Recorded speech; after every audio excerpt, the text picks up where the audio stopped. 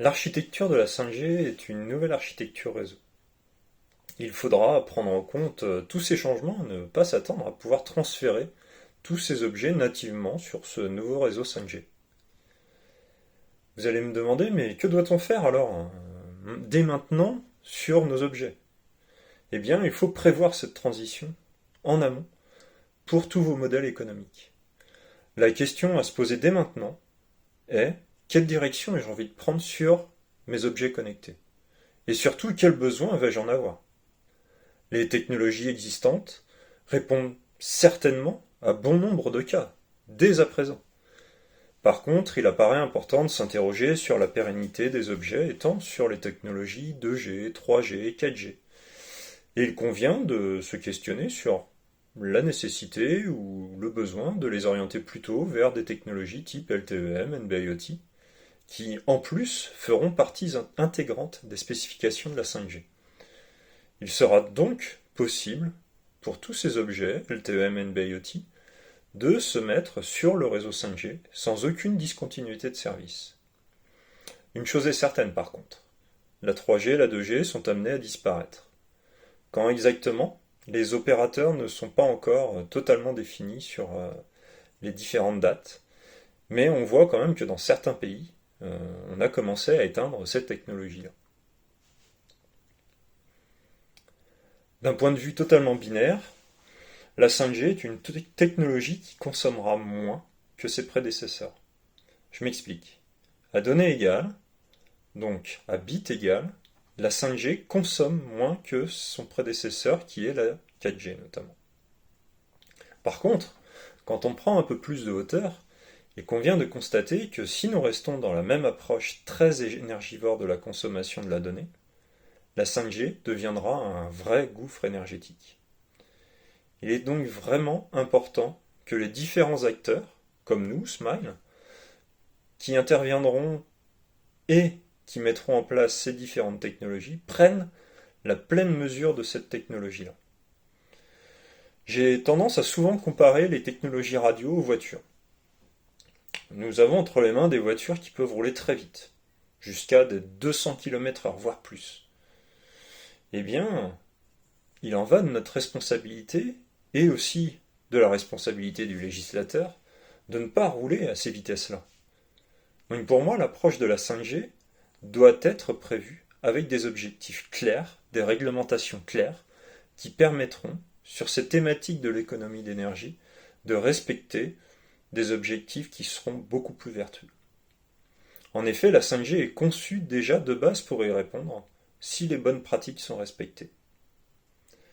Quand on regarde d'un peu plus près les exigences de la spécification de la 5G, on voit notamment apparaître que l'aspect économie d'énergie est un pilier fondamental de ces spécifications.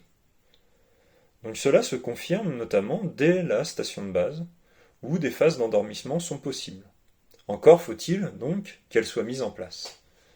Il en va de même pour la configuration de l'objet, qui doit être optimisée afin de répondre aux cas d'usage, et ça le mieux possible. Cela permettra notamment des économies à grande échelle, et pas seulement pour l'intégrateur. Une massivation de ces objets, si elle est bien pensée, bien interconnectée, doit permettre justement un développement vertueux et notamment peut-être un peu plus vert. Optimisation des coûts, diminution des coûts de maintenance, réduction des temps de trajet, etc.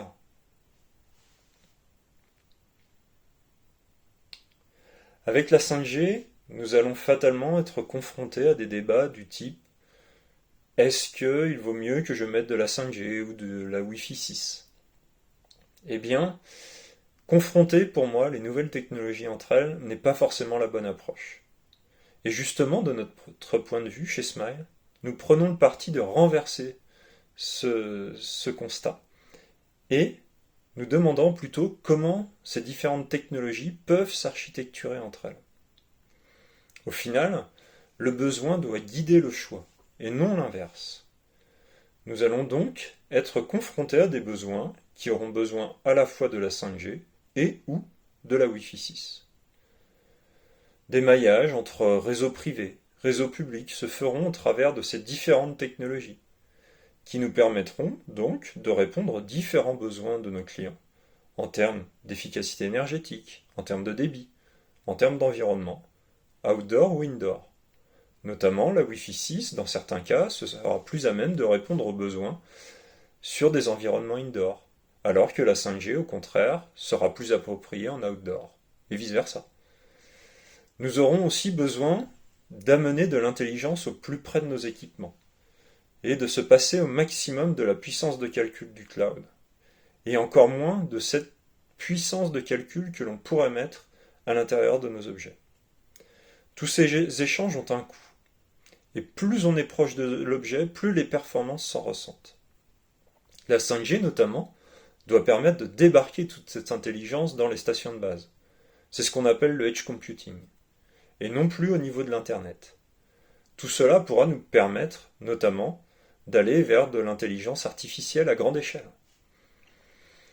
On se rapproche notamment de cas d'usage présentés auparavant par Christophe, qui montrent la diversité des cas d'usage et des architectures en fonction des besoins et des cibles visées, notamment par rapport au débit, la latence.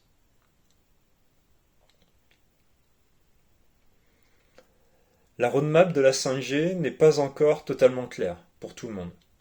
Tout ce que l'on sait actuellement, c'est que le GSM est à disposition pour les consommateurs. Par contre, toutes les features que j'ai pu vous présenter jusqu'à présent, type économie d'énergie, edge computing, la latence faible pour notamment de la réalité augmentée, ne sont pas encore réellement accessibles et il faudra encore un petit peu attendre à l'horizon 2023, voire même pour un déploiement massif vers 2025. Dépendent notamment de la spécification sont toujours à l'étude. Par contre, ce qui nous rassure aussi, c'est le fait que certains grands acteurs ont vraiment déjà mis en place des réseaux 5G. On peut le voir notamment avec Airbus, Lacroix, SNCF, Ericsson. Et même le club de foot de l'OM a mis en place un réseau 5G dans son stade Vélodrome pour vraiment voir si cette technologie répondait à certains cas d'usage pour le football notamment.